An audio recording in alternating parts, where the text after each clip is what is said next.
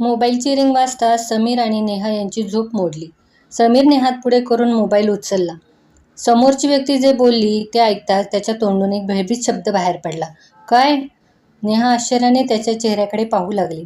तिने त्याच्या चेहऱ्यावरचे भाव वाचण्याचा आणि फोनवरील संभाषण ऐकण्याचा प्रयत्न केला. काही क्षणानंतर समीरने फोन ठेवला आणि म्हणाला, वैभवचा कॉल होता. चिंटू खूप सिरियस आहे. आपल्याला लगेच निघायला हवे. काय झाले त्याला? आणि वैशाली कशी आहे? आत्तापर्यंत तरी ती बरी आहे. पण देव नको रो, चिंटूला काही झाले तर वैशालीची काय अवस्था होईल? अशा परिस्थितीत तिच्या कुटुंबावर एकच विचित्र संकट निर्माण होईल. वैशालीला एकच मुलगा आहे चिंटू, आणि तिने ऑपरेशन पण केले आहे. असे काही घडू नये देवा. नेहाने जवळच झोपलेल्या पिंटूकडे पाहिले. तिच्या मनात पिंटूबद्दल असुरक्षिततेची भावना निर्माण झाली, पण तिने ती झटकून टाकली आणि तिने पिंटूला छातीशी घट्ट धरले. चल लवकर तयार हो. नेहा व समीर पिंटूला घेऊन घरातून बाहेर पडले. स्टेशनवर आल्यानंतर ट्रेनमध्ये चढताच नेहाने तिच्या मनातल्या भावना समीरकडे व्यक्त केल्या. चिंटूला काही झाले तर ते आपल्या पिंटूला आपल्याकडून मागणार तर नाहीत ना. आता त्यांचा पिंटूवर काय अधिकार आहे? पिंटू आता आपला मुलगा आहे. समीर नेहाचे सांत्वन करत होता, पण नेहाचे त्याच्या बोलण्यावर समाधान झाले नाही.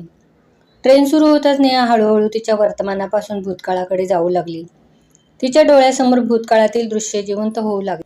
सुमारे 7 वर्षापूर्वी नेहाचे लग्न समीर सोबत झाले होते. नेहा आणि समीर या दोघांनाही मुलांची खूप आवड होती, म्हणून ते मूल होण्यासाठी खूप उत्सुक होते. मात्र लग्नाला 2 वर्ष उलटूनही नेहा गरोदर न राहिल्याने दोघांनीही डॉक्टरांकडून चेकअप करून घेतले. तपासादरम्यान असे समोर आले की नेहाचे गर्भाशय पूर्णपणे अविकसित होते. त्यात काही कमतरता होत्या, ज्या आजच्या विज्ञानाच्या युगातही दूर केल्या जाणार नाहीत. म्हणजेच नेहाला जन्मभर प्रसूती वेदनांपासून वंचित राहावे लागणार आहे. ती मुलाला जन्म देण्यास सक्षम नव्हती. याचा नेहावर जबरदस्त परिणाम झाला. स्वतःला अपूर्ण स्त्री समजून ती गप्प राहू लागली. आता जेव्हा जेव्हा ती निरागस बालक पाहत असे, तेव्हा तिच्या कोमल हृदयातून वेदनेची धार फुटायची, जी तिच्या डोळ्यातून अश्रूंच्या रूपात वाहू लागायची. मात्र नेहा कधीच आई होऊ शकणार नाही हे माहीत असूनही समीर आणि त्याच्या आईवडिलांनी नेहाकडे कधीच दुर्लक्ष केले नाही. खरे तर जेव्हा जेव्हा नेहा खूप दुःखी व्हायची तेव्हा ते तिला समजवायचे, नेहा, तू स्वतःला का दोष देतेस? निसर्गानेच तुझ्यावर अन्याय केला आहे. अशा परिस्थितीसाठी तुझा दोष नाही. अशावेळी नेहा तिच्या सासूच्या मांडीवर डोके ठेवून रडायची. पण मी स्वतःला अपराधी समजते, कारण मी अशी वांज आहे की या अंगणात आनंदाचे एक फुलही फुलू शकत नाही. दिवसेंदिवस गंभीर होत चाललेल्या नेहाच्या प्रकृतीची समीरलाही काळजी वाटू लागली. त्याचे नेहावर खूप प्रेम होते. नेहा त्याच्या आयुष्यात आनंदाचा झरा बनून आली होती. समीरला कधीच अपेक्षा नव्हती की अशी जीवनसाथी त्याच्या आयुष्यात येईल, जिच्या येण्याने त्याच्या आयुष्यातील प्रत्येक भाग प्रेम आणि आनंदाने भरून जाईल. लग्नानंतर काही दिवसातच नेहाने आपल्या वागण्याने सगळ्यांना भुरळ घातली होती. आता समीर नेहाशिवाय जगण्याची कल्पनाही करू शकत नव्हता. पण नेहा कोमेजलेल्या फुलासारखी होत होती. एका रात्री समीरला जाग आली तेव्हा नेहा शून्यात बघत होती आणि तिच्या डोळ्यातून अश्रू सतत वाहत होते. हे पाहून त्याला धक्काच बसला. नेहा, तू अजून जागी आहेस का? समीरने तिला विचारल्यावर तिला धक्काच बसला. अशीच जाग आली, ती म्हणाली. समीरने तिच्या कमरेला हात घातला आणि तिला स्वतःकडे ओढले. मग तिच्या डोळ्यात बघत म्हणाला, नेहा, तुला काय झाले? तू स्वतःला संपवायला का निघाली आहेस? शेवटी आम्ही कधीच तुझ्याकडे तक्रार केली नाही, मग का तू रात्रंदिवस काळजी करतेस? तुम्हा सर्वांची माझ्याबद्दल तक्रार नाही, हा तुमचा सर्वांचा मोठेपणा आहे. पण मला तुमच्या सर्वांचे दुःख समजत नाही का? तुम्हाला बाप व्हायचे नाही का? बाबांनाही नातवंडे नको आहेत का, जी त्यांना आजी आजोबा म्हणतील? असे म्हणत नेहा रडायला लागली. कोण आहे जी त्यांच्या मांडीवर खेळेल, ज्याच्या आवाजाने या घराचे नंदनवन होईल? समीरने तिचे अश्रू पुसायला सुरुवात केली. नेहा, माणसाला खूप काही हवे असते, पण प्रत्येक व्यक्तीची प्रत्येक इच्छा पूर्ण होतेच असे नाही. स्वतःवर नियंत्रण ठेव. या जगात अशी अनेक माणसे आहेत जी मुलाशिवाय जगू शकतात. आपण तसे हो, पण तुझे घराणे पुढे कसे चालेल? बघ, मी तुला एक सांगते, तू मला सोड आणि तू दुसरीशी लग्न कर. समीरने तिच्या ओठावर बोट ठेवले. खबरदार, यापुढे तू माझ्या दुसऱ्या लग्नाचा विषय काढलास तर मी तुझ्याशिवाय जगण्याची कल्पनाही करू शकत नाही. असे म्हणत समीरने तिला घट्ट मिठी मारली. रडणारी नेहाही त्याच्या मिठीत विसावली. आणखीन 1 वर्ष असेच गेले. त्यानंतर नेहाची धाकटी बहीण वैशाली हिचा वैभवशी विवाह झाला. लग्नानंतर अवघ्या 3 महिन्यातच वैशाली गरोदर राहिली.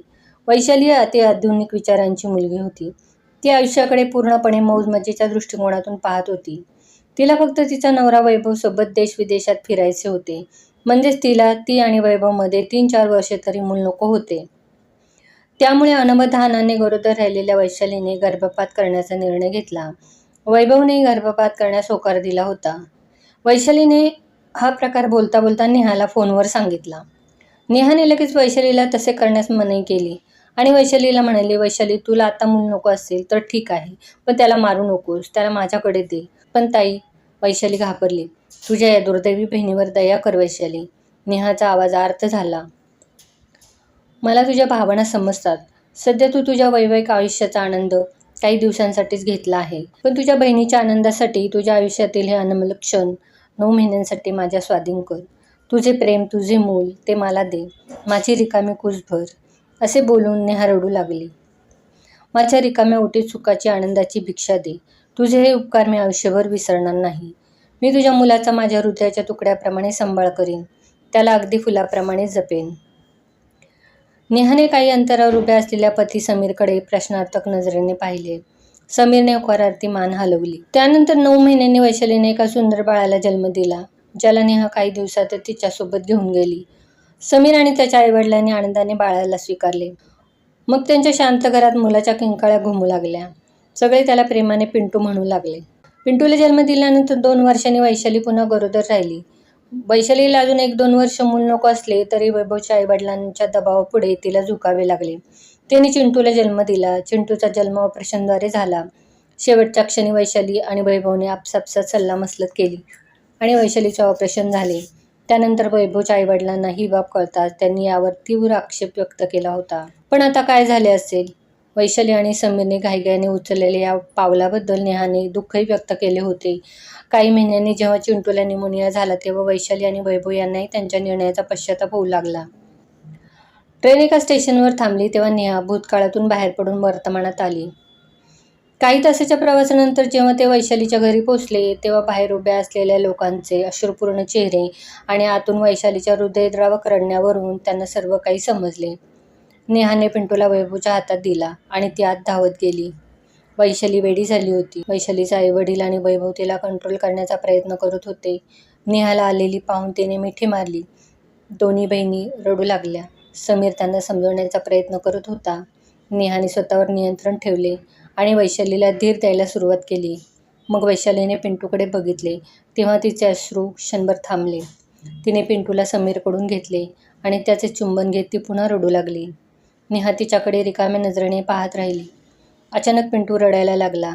वैभवने पिंटूला तिच्यापासून दूर नेण्याचा प्रयत्न केला, पण वैशालीने नकार देत त्याला गप्प करण्यास सुरुवात केली. हळूहळू पिंटू शांत झाला. समीर आणि नेहाने एकमेकांकडे पाहिले. काळ थोडा पुढे सरकला. वैशाली हळूहळू नॉर्मल होऊ लागली. आता पिंटू बहुतेक वैशालीसोबतच असायचा. तो वैशालीला ओळखू लागला. समीर काही दिवसांसाठी नेहा आणि पिंटूला वैशालीसोबत सोडून घरी गेला. यावेळी घरात येणारा प्रत्येक माणूस पिंटूबद्दल बोलायचा की पिंटू हा वैशालीचाच मुलगा आहे असे म्हणायचे. या गोष्टींमुळे नेहाचे हृदय वेगाने धडधडायला लागायचे आणि तिला अस्वस्थ वाटायचे. एक दिवस समीरचा फोन आला. त्याच्याशी बोलून नेहा वळली तेव्हा शेजारी उभ्या असलेल्या वैशालीने तिच्याकडे प्रश्नार्थक नजरेने पाहिले. उद्या ते मला घेऊन जाणार आहेत. नेहाने हे सांगताच वैशाली उदास झाली आणि बेडवर झोपलेल्या पिंटूकडे पाहू लागली. मी तुला एक गोष्ट सांगते ताई, पिंटूला काही दिवस माझ्याकडे सोडशील का? नेहा एकटक तिच्याकडे बघत राहिली. मी काही दिवस पिंटूच्या मदतीने स्वतःला सावरण्याचा प्रयत्न करेन. मग मी त्याला स्वतः तुझ्याकडे पोचवीन. मी यावर हट्ट करणार नाही. पिंटूवर तुझा हक्क आहे. तसे काही नाही, मी सोडेन त्याला, नेहाने कसेबसे सांगितले. पण पिंटूबद्दल असुरक्षिततेची भावना तिच्या मनात दृढ होऊ लागली. दुसऱ्या दिवशी समीर आला. नेहाने जेव्हा त्याला वैशालीच्या इच्छेबद्दल सांगितले तेव्हा तोही विचार करू लागला. अशा परिस्थितीत नकार देणे योग्य होणार नाही, तो एवढेच बोलू शकला. समीरला त्या दिवशी परत निघायचे होते, पण वैशालीने त्याला एक दिवस थांबवले. रात्रीचे 10 वाजले होते. वैभव अजून घरी परतला नव्हता. तो काही कामानिमित्त बाहेर गेला होता. समीर आणि नेहा वैशालीच्या खोलीत बसून तिच्याशी बोलत होते आणि वैभव येण्याची वाट पाहत होते. घरातील जवळपास सर्व सदस्य झोपले असतील असे वाटून बाजूच्या खोलीतून वैभवच्या आई नवऱ्याला म्हणाल्या, आजकालची मुली बेताल झाली आहेत. त्यांना वाटेल ते ती करतात. आपले कोणी ऐकत नाही. दोघेही खूप मॉडर्न होत चालले होते. आता भोगा मॉडर्न झाल्याचे त्या वैशालीबद्दल बोलत होत्या. मूर्ख मुलगी. म्हणायची की पहिले मूल आत्ता नको आणि दुसरे मूल कधीच नको. हा खूप हुशार असल्याचा परिणाम आहे. हा आवाज वैभवच्या वडिलांचा होता. वैभवची आई वैशालीच्या सासऱ्याने सांगत होती, अहो पहिल्या मुलाला जन्म दिल्यानंतर तिने आपला सल्ला न घेता आपल्या वांज बहिणीला मुलाला दिले आणि आता ती स्वतः वांज झाली. समीर, नेहा आणि वैशाली एकमेकांकडे पाहत होते. मी वैभवला सकाळी स्पष्टपणे सांगितले होते की जर तुला तुझ्या मॉडर्न बायकोला घरात ठेवायचे असेल तर तिने तिच्या बहिणीकडून तिच्या मुलाला कायमचे मागावे, नाहीतर तिला हे घर कायमचे सोडावे लागेल आणि तुला दुसरे लग्न करावे लागेल, आई ओरडत होती. मी वैभवला स्पष्टपणे सांगितले आहे की यावेळी जर त्याने आपल्या पत्नीची बाजू घेतली आणि आमचे ऐकले नाही तर मी त्याला माझ्या सर्व मालमत्तेतून बेदखल करीन, वैभवचे वडील म्हणाले. बराच वेळ थांबवलेल्या वैशालीच्या अश्रूंना बांध फुटला. नेहाने तिचे सांत्वन केल्यावर तिने तिचे डोके तिच्या मांडीवर ठेवले आणि रडू लागली. ताई, आपल्या दोघींची खूप विचित्र अवस्था झाली आहे ना. तुम्हाला इच्छा असूनही मूल होऊ शकले नाही आणि इच्छा नसतानाही मी अकाली मुलाला जन्म दिला, तुमच्यासाठी पहिल्यांदा आणि दुसऱ्यांदा माझ्या सासरसाठी. पण तो आमच्यावर कायमचा रागावला आणि आता परिस्थिती अशी आहे की मी इच्छा असूनही आई होऊ शकत नाही, तर हे मूल हेच आता माझ्या सुखी भविष्याची हमी आहे. मला काय माहीत असे काही होईल ते. ताई, तू आई होऊ शकली नाहीस, तुला हेच दुःख होते. तुझा नवरा आणि सासरे आजही तुझ्या सोबत होते, तुझ्या भावना समजतात आणि तुला समजून घेतात, कारण ते महान आहेत. पण माझे तसे नाही. चिंटू गेल्यापासून वैभवचे वागणेही बदलले आहे. तो मला सपोर्ट करतो, पण आईवडिलांनाही घाबरतो. कदाचित म्हणूनच मला आज ते सुद्धा तुला पिंटूबद्दल विचारायला सांगत होते. पण मी हे कसे करू? मी तुझी कुस रिकामी कशी करू? रिकाम्या कुशीचे दुःख काय आहे हे मला आता कळते. नेहाची मानसिक अवस्था विचित्र होत होती. तिला काय बोलावे काय नको ते समजत नव्हते. काही वेळाने वैभव आल्यावर नेहा समीर पिंटूसोबत तिच्या खोलीत आली. बराच वेळ दोघेही बेडवर पडून शून्याकडे बघत राहिले. मग समीर म्हणाला, काय विचार करत आहेस नेहा? आपण पिंटूला वैशालीकडे सोपवायला हवे. बराच वेळ नेहा रडत राहिली. मी त्यांच्याबद्दल किती स्वप्न पाहिली आहे. अहो, मागायचे होते तर तेव्हा का दिले? तुझी रिकामी कुस भरताना त्या बिचारीला काय माहीत होते की तिची कुस रिकामी होणार आहे. आज तिचे आयुष्य एका चौरस्त्यावर उभे आहे, जिथून एक वाट तिच्या अंधकारमय भविष्याकडे घेऊन जात आहे, तर दुसरी वाट पिंटूला शोधत आहे. एक आशा, तो किरणासारखा दिसतोय. जर हा किरण तिच्यापासून दूर गेला तर भविष्यात त्यांचा घटस्फोट होण्याची शक्यता आहे. मग तिचे काय होईल? असो. क्षणभर थांबून तो पुन्हा म्हणाला, ऐक जरा, विचार कर नेहा. उद्या पिंटू मोठा झाल्यावर त्याला कळले की तू त्याला त्याची आई वैशालीच्या स्वाधीन केले नाही व तुझ्यामुळेच तिचे जीवन उद्ध्वस्त झाले, तर अशा परिस्थितीत त्याचा तुझ्याबद्दलचा आदर कमी होणार नाही का? तिने 9 महिने आपल्या पोटातल्या मुलाचे संगोपन केले आणि तुझी रिकामी कुस भरली. काही वर्ष का होईना तुझी आई होण्याची इच्छा पूर्ण केली. पण आज काळाची गरज सांगत आहे की आज ती तुझ्या पुढे हात पसरून उभी आहे. तिची रिकामी कुस भर. तू तिची मोठी बहीण आहेस आणि मोठी बहीण आईसारखी आहे. नेहा जवळच झोपलेल्या पिंटूकडे रडलेल्या डोळ्यांनी पाहत राहिली. मग म्हणाली, सासू-सासऱ्यांनी या निर्णयाला विरोध केला तर?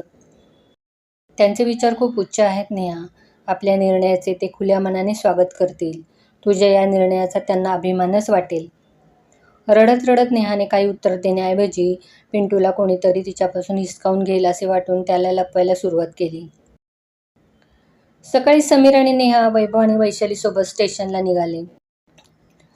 जेव्हा ट्रेनची शिट्टी वाजली तेव्हा नेहाने पिंटूचे चुंबन घेतले आणि वैशालीला म्हणाली, मी तुझी अमानत तुझ्याकडे सोपवत आहे, त्याची काळजी घे. नेहाने पिंटूची भरलेली बॅग आणि सामान वैशालीकडे पोहोचवले आणि जवळजवळ धावतच ट्रेनमध्ये चढली. तिच्या पाठोपाठ समीरही ट्रेनमध्ये चढला. सीटवर बसताच नेहा पुन्हा रडू लागली. समीरने तिचे अश्रू पुसायला सुरुवात केली, पण त्याचे डोळे अश्रूंनी डबडबले होते.